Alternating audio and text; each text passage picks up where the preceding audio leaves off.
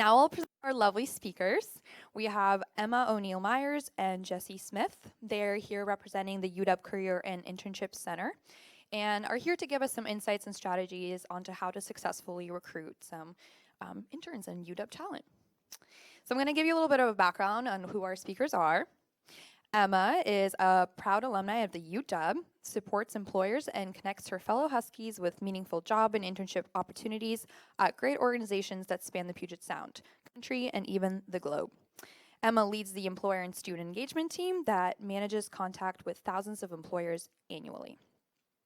We also have the assistant director, Jessie.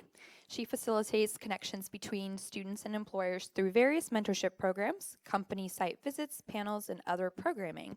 She enjoys helping students explore the world of work, make connections, and understand how nonlinear career pathways can develop. Together, Emma and Jessie can help you towards your next great hire. We're very excited to have you two, so give it up for our speakers. Thank you, hi, everyone. Thank you so much for being here. As mentioned, I'm a University of Washington graduate myself from 2005, so I feel very strongly and highly about the talent that we produce here at the University of Washington. I'm thrilled you're interested in learning a little bit more about them.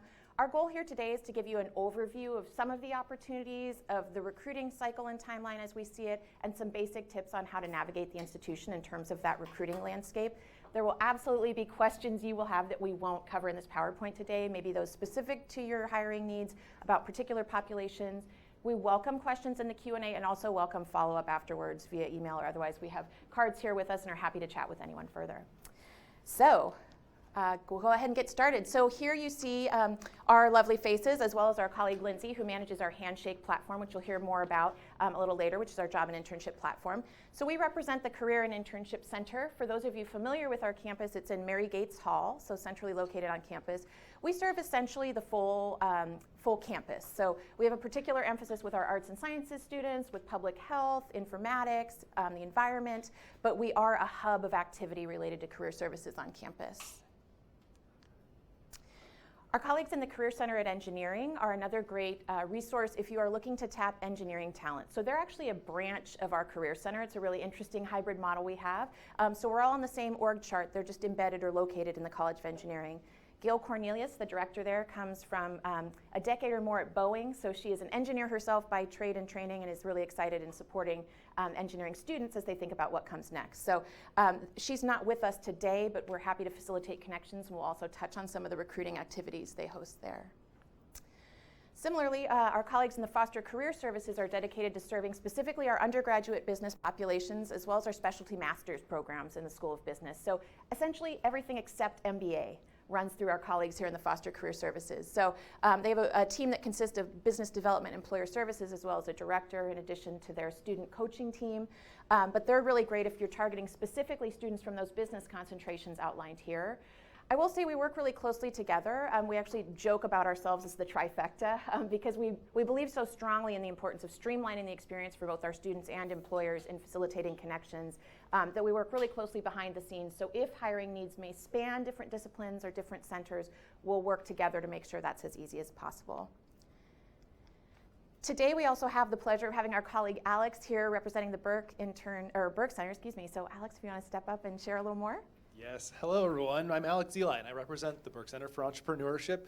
And we have entrepreneurship in our center's name because we support students who are highly entrepreneurial at any point in the journey through competitions, classes, and as it would be, internships. So I work with a group of 100 to 120 undergraduate students who are admitted to a competitive entrepreneurship program called the Lavin Entrepreneurship Program. And I'm here today to kind of promote myself as the face of the program because the program has funding and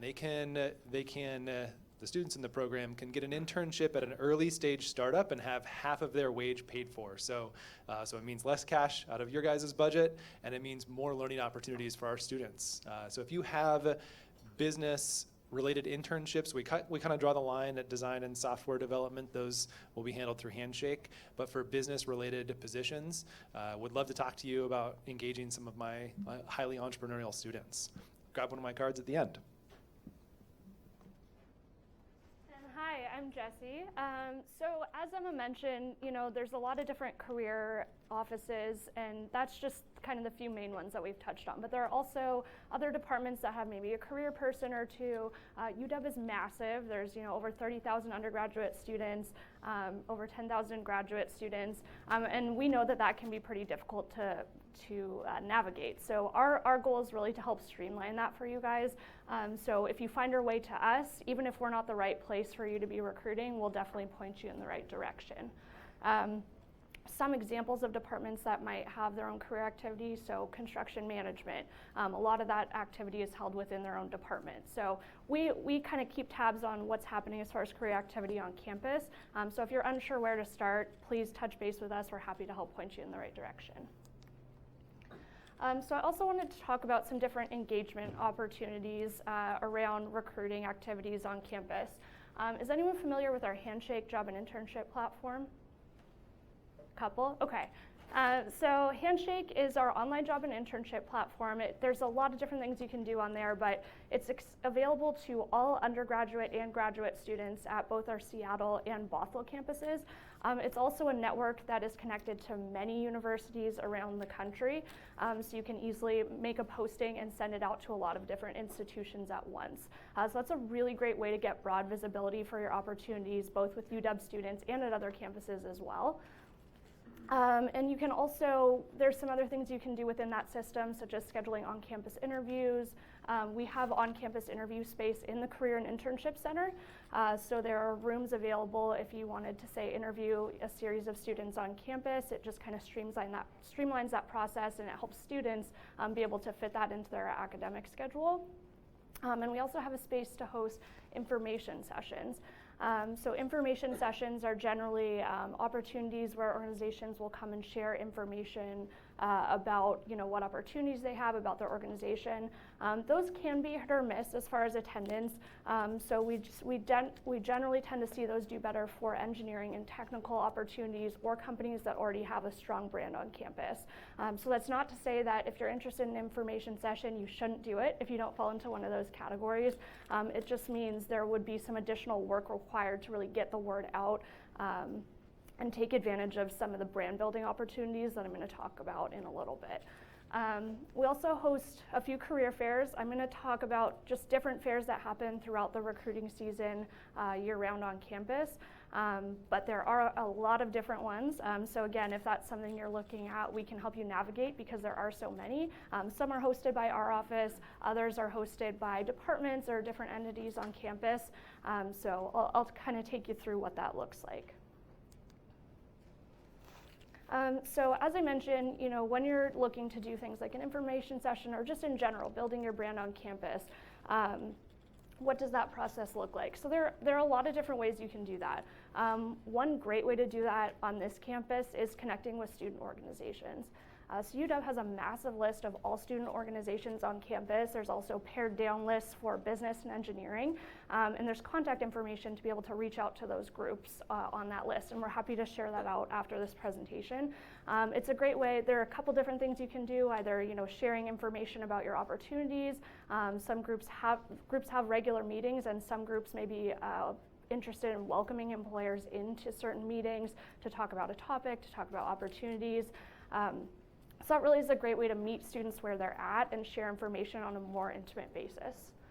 As I mentioned earlier, engaging with departments, there are so many different areas here on campus. If you're not sure where to start and you just know you're looking for a certain set of skills, we can also help talk you through that and figure out what pockets of campus might be best for you to focus on. Office hours are an informal informational opportunity. So a company might set up a 2-hour block where you have 15-minute time slots available, and students could sign up for a chance to speak with someone at your organization and just chat and learn more about the opportunity. That's a great way to connect with students in kind of some of the quieter times like spring quarter, and it's just a great way to get the word out. And you can do it for any period of time. It can be an entire day, it could be a smaller time frame like I mentioned. And those can also be requested right through the Handshake platform along with those interviews and information sessions. Company site visits. Recently this year, we started taking some treks to local companies. So generally those are places that are accessible by public transit so that students can easily access the site, but that would involve something like a tour of the office space and potentially a panel or chatting with current employees. So that's a great way to just share information about your organization, get in front of students. It tends to be more informational, but after those types of experiences, we can also share a resume packet of the students who attended.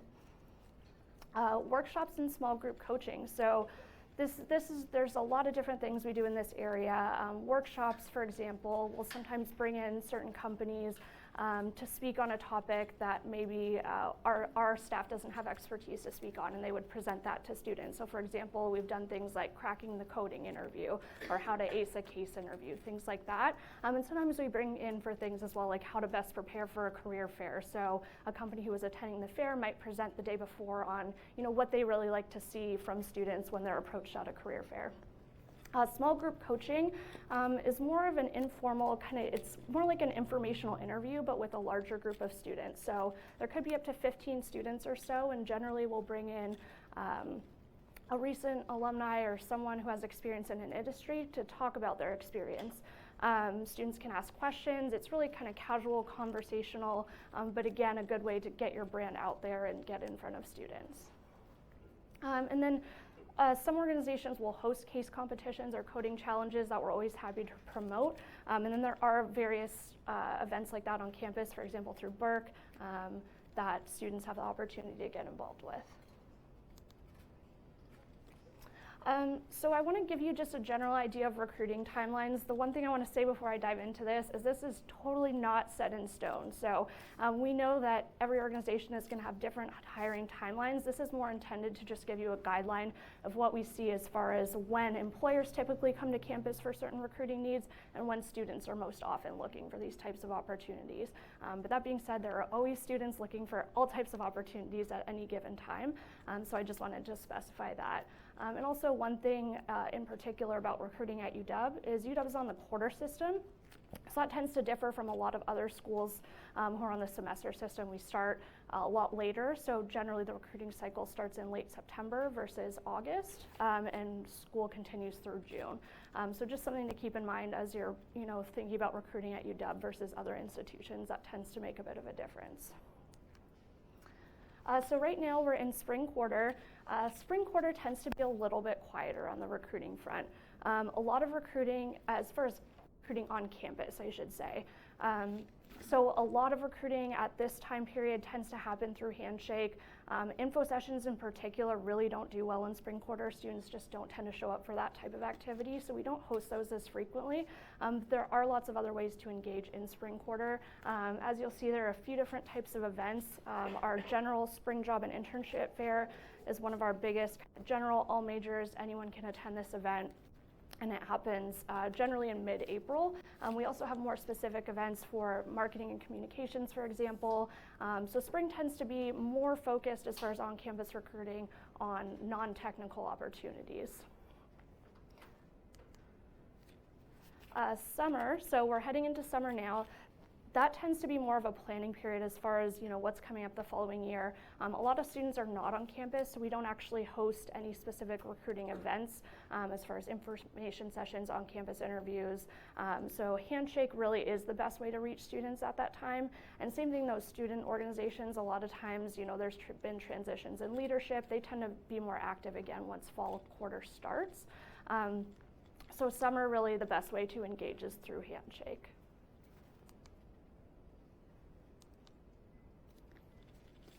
And so fall is, the school year kicks off, and the recruiting focus at that time is very much so engineering, technical opportunities, accounting, finance, and consulting.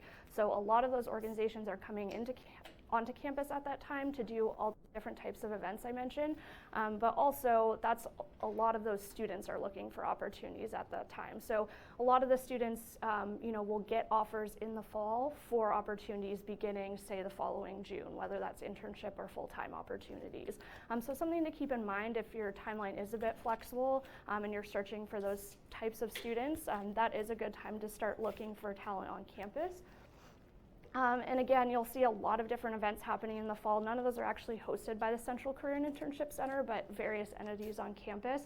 And those really are focused, like I said, on kind of engineering technical opportunities. And there is also a business career fair, which serves as sort of more that general all majors career fair. It's not just open to business students, it's really open to any student who's interested in opportunities in business in general. So that's a great way if your timeline is in fall, if you're looking for students from a wide variety of majors. And lastly, winter. So winter really is the heaviest internship recruitment time, and that tends to be for summer internships that again would be starting in June once the academic year is finished. So internships, that's the primary time we've seen from, as far as searching and Handshake when students are looking for opportunities. And that's when we have a bunch of different career fairs once again, and those tend to be in a wider variety of areas. So internships in general, regardless of field, really winter is a great time for that. And as I mentioned, some internship recruiting for those technical fields happen in fall, but a lot of it happens in winter as well. So depending on your timeline and what works with your hiring schedule, that could be a great time to search for interns.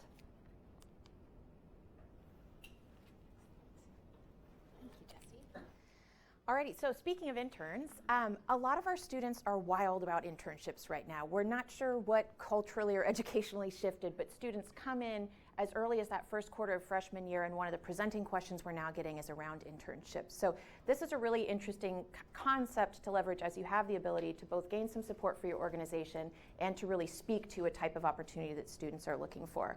I will say, Jesse mentioned winter's a primary recruiting period for internships, which is absolutely true, but there's great students looking throughout the year. I just had a student I did a study abroad with who's this incredibly bright, articulate young woman come up to me and say, shoot, I'm still looking for an internship for the summer. Are they all gone?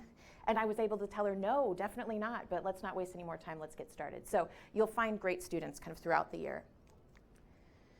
So we have a number of resources that we've developed for employers. We actually host several webinars specific to internships. So this that we're doing today, this Recruiting 101, typically takes place several times a year as an online webinar through a Zoom platform. So we also use Zoom to host a webinar on how to create an internship program. And we've also created several different handouts and different resources to support you in that endeavor, because we know sometimes just the logistics of even thinking about how to begin offering an internship or tap into an intern pool can be challenging. One thing I'll say is that we do not require that internships be paid. We know that funding sometimes in this space is tight or maybe a challenge. So unpaid internships are something we're able to accommodate through Handshake and through the Career and Internship Center. I will say we see much more competitive applicant pools typically when internships are paid, and there's often a greater sense of investment from the intern if they are being compensated for the work they're doing. So while unpaid internships certainly aren't off the table, we do encourage compensation, and we're happy to talk with you more about your particulars or whatever industry you're in or skill set you're seeking. But there's a lot of great information there if you're just kind of getting started conceptually with what it might look like to hire an intern. We're also happy to support in the recruiting and advertisement for internships. As I mentioned, students, this is a key part of what they're looking for as their Husky experience here at the University of Washington. They're hearing about those conversion model internships where taking an internship leads into a full-time offer or opportunity, and they're really keen to expand upon what they're learning in the classroom and apply it out in the professional working world. So this recruiting and advertising, when it comes to writing a description that will resonate with students, when it comes to how to disseminate it across campus, we have some particular resources for you on our website, and are also happy to consult or chat one-on-one as well. And the last step, I think sometimes it feels like success to just build that internship and get your great intern, but the last piece we really want to support employers in is offering really great internships. So once that intern is on site with you, how are you managing and supporting that individual, both to get the most out of your experience as an organization, but also to best support this candidate or this student, particularly if you're envisioning that potentially you'll be using that intern pipeline as potential future hires, right? So how can you really see the most of what a student is capable of? We're happy to help support employers in thinking about that process, and we do a webinar specific to that topic called How to Be an Awesome Intern Manager. So that's one that we do web-based, interactive, but we also have resources saved online. So if internships are an area of particular interest for your organization, we have a number of resources to help you think about how to best navigate that. Before we transition over to Q&A, and we're excited and eager to hear what your questions are, I do want to note we did not really address our colleagues at Bothell and Tacoma today, and that's intentional in that our purview is really the Seattle campus. We sit here, and that's our primary student engagement population. But we do have counterparts at Bothell and Tacoma that are doing amazing work and representing pretty incredible students. So if you're wanting to learn more about recruiting opportunities at either of those other university campuses, we're certainly happy to help facilitate a connection there. So with that being said, we'd love to open it up for questions as folks have them. Yeah? On the unpaid internships, is there any conflict with that and the requirement to have a minimum wage? I thought that, I don't know how that actually works. Is that because they're getting credit, or how do they get compensated? Yes. So the question is about unpaid internships and the potential conflict with minimum wage requirements. It is sticky territory if you are a for-profit entity. So there are federal legal requirements around hosting an unpaid intern that you want to be sure you're very familiar with before you feel confident in offering an unpaid internship.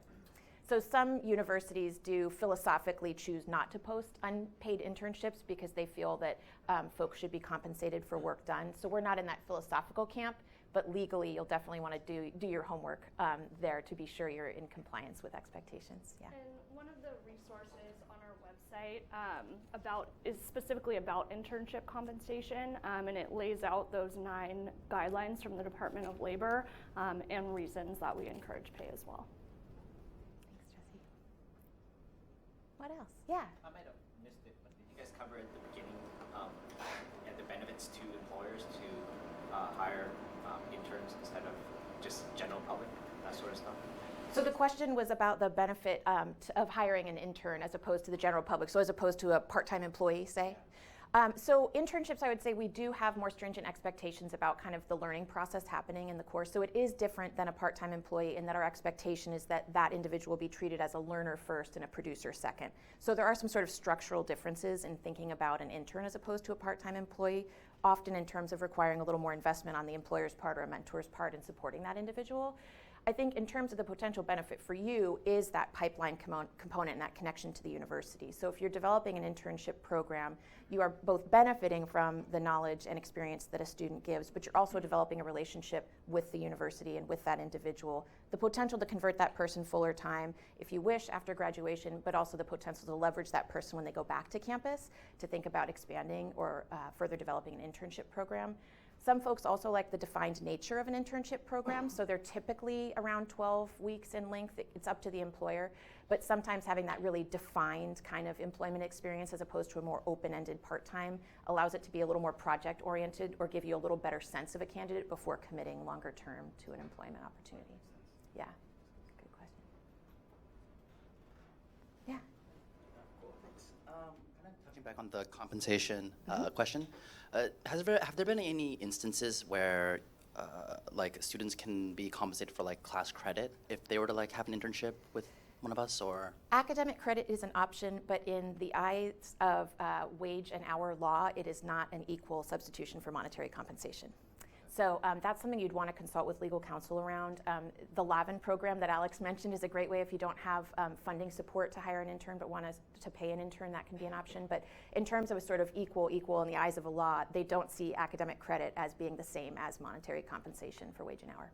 Thanks. Yeah. I would add too that students have to pay for the credit that they're earning. So not only, generally it's up to the student if they would like to earn credit for an opportunity.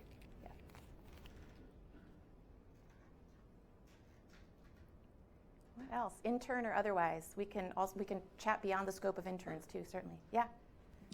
Yeah. What are some of the options for basically finding students for part-time jobs during the school year? Yeah, yes, absolutely. So I think some of the ones we mentioned in terms of recruiting resources absolutely apply, whether it's intern, part-time job, or full-time job. So Handshake is a great platform for posting part-time opportunities.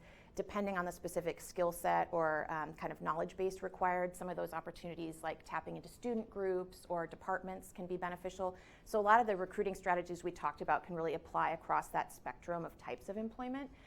So we certainly see part-time postings in Handshake regularly, for example, and students seeking out opportunities to generate some income to support them while they're in school.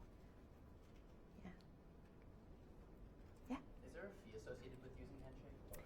There's not. No, it's completely free to post. And as Jesse mentioned earlier on, the network of schools utilizing Handshake and to which you'd have potential access is more than 750 now. We actually just got an update in the webinar. They're growing really fast. A huge percentage of the Pac-12, the Big Ten, a lot of really reputable national large-scale colleges and universities are on that platform as well.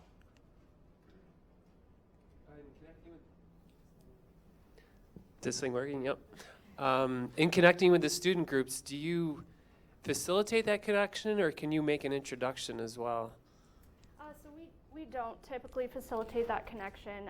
We can help you kind of navigate that list, potentially depending on those pared down lists. So like I mentioned, business and engineering, they're a little more tied to the colleges. So our colleagues there that we mentioned on the slides earlier can help you navigate that and facilitate connections. But with the more general big list of student organizations on campus, there's many hundreds of them. So if you're interested, the contact information's there and you're welcome to reach out to any. Question in the back? No? Nope. Okay.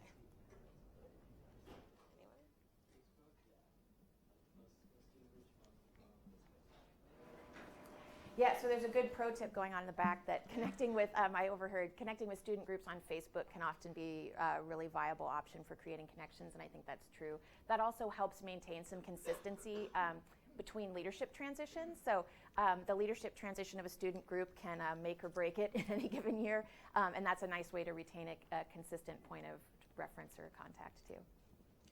Can you talk a little bit about the, is there a standard process that a startup will go to when they contact you to try to find a student for an internship? 'Cause I'm sure it varies, but is there a standard, I go to you, and then what happens after that? What can I expect? Oh yeah, I can take it, or do you want?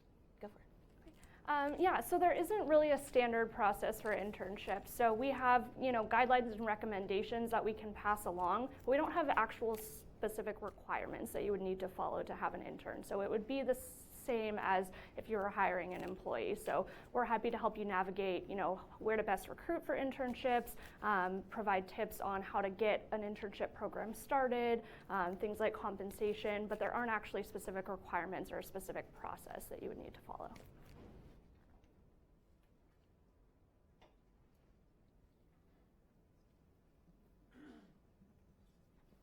So if I'm writing, for example, an internship offer, what are top 3 things that resonate with students and kind of attract a lot of applicants?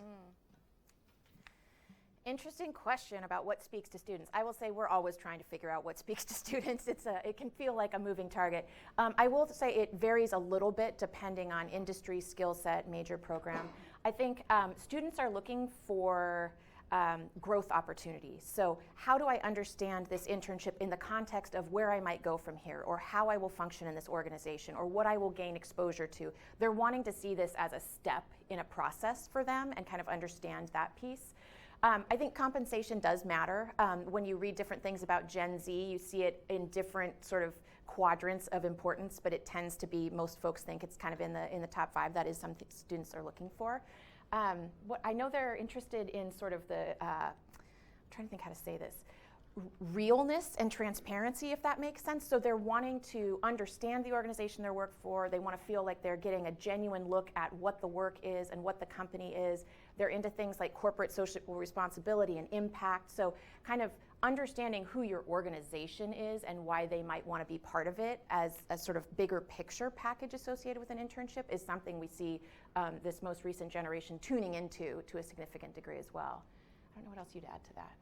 Yeah, I think too, access to just different people and networks can be really beneficial. So the internship may or may not turn into a full-time opportunity, but what connections can be made through that internship, whether it's within your own organization, other connections you can help them make, and skills that they can develop that will help them with that next step. So we hear about, lunch and learns with C-level folks, or the VP coming in to share marketing strategy, that sort of thing. So feeling like they have kind of exposure or involvement on varied levels rather than a real kind of more siloed experience is something that I think resonates with students a lot when they think about internships. It's a great point. Are they getting information about the companies on social media? And do you know which social media they're looking at? LinkedIn? They're looking all over the place. I will say they are talking to each other like crazy. We cannot break into, nor do we wish to, the peer-to-peer narrative, right? So I think they're asking their friends about that experience. They're leaning into, hey, I heard you interned here last summer. Handshake now has a review tool where students can review the internships they've had, and then other students can look at that and see those tools. So I think they are looking, they're kings and queens of Google searching, right? But they're also more narrowly or pointedly doing some of their own kind of research within their own networks, peers, faculty, family. So I think it's a variety of places that they're finding it. To go off of that as well, a lot of younger kids are using Instagram, Twitter, and like that's how they connect with everybody. Like we found it just for our own company, like using Instagram has been the #1 tool for success as far as like making meaningful connections, reaching out to audiences, and like pulling more interest to our brand. Interesting. Yeah. Oh, sorry. Go ahead. Do you follow? And then from like a practical standpoint, like what format is like most attractive to students? Like how many, like during the school year, how many hours per week? Is it like 6 is too many, but 1 isn't worth the trouble? And good question. during the week or on an evening or a weekend. It could vary from student to student. I think a lot of times during the quarter it tends to be 10 to 12 hours is pretty common. During the summer, anywhere up to 40 or more. So it just depends on their academic schedule and what other commitments they may have. But 10 to 12 during the quarter, it tends to be common. And I will say to that point, academic year internships are totally appropriate. So a lot of folks think internships happen in the summer, right? And that is true, a bulk of them do, but you can certainly hire a student to be an intern in fall, winter, or spring. Then those hours just tend to be slightly fewer because they're balancing their academic coursework in that period. But 10 to 12 hours a week, 9 to 12 weeks-ish, that sort of quarter-long internship is a traditional one during the academic year, and then that quarter-long, but with maybe more hours in the summer is also usual. I'm gonna just make a quick comment to answer your question, Mike. I would say something that I actually have not noticed a lot of companies doing, but is really helpful, is like when you're reading the description, like actually outlining at the end of the internship, here are like in bullet point, like these are the skills you can take on to like your next career, so that when they are interviewing for like full-time positions, they can refer back to that and be like, this is what I took away from the internship. And a lot of postings don't do that, so the students can't visualize like what is the benefit here. And also when you're writing about your company, making sure to highlight like the impact of your company, so not just what you do, but like how is it actually helping XYZ? Because I think, and maybe this is like a biased opinion, but I think like student generation now really cares about impact. So that's a good way to just like stand out. And I love that, because what you just described is what we jargonly call learning outcomes in the Career Center. And we hope those resonate with students, but that's one thing we're really coaching employers to do, is in those descriptions, can you describe for that student what the learning outcomes might be? And even in those first weeks in the role with the student, can you be co-creating learning outcomes with that person based on what their own goals are, maybe beyond what's already identified in the description? So I'm glad to hear that is a nice thing to see. That's excellent. Yeah.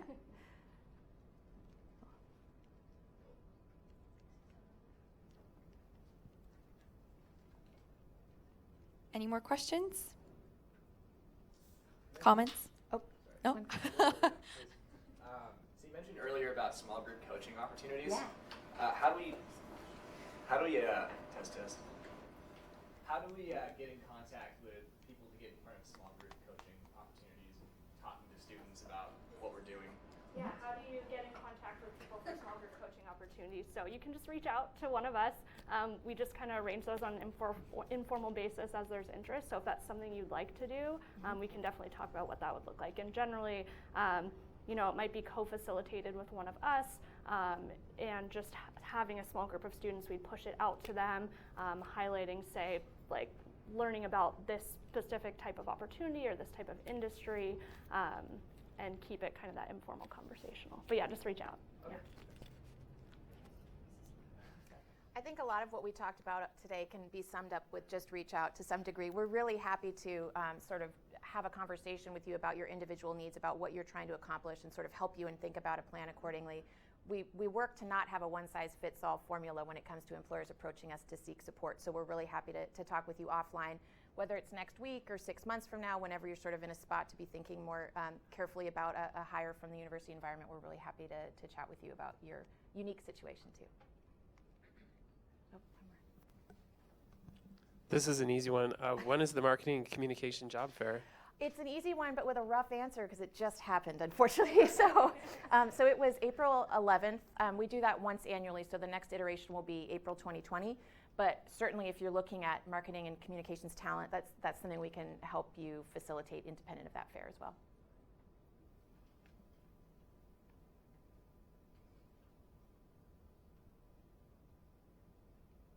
Anything else?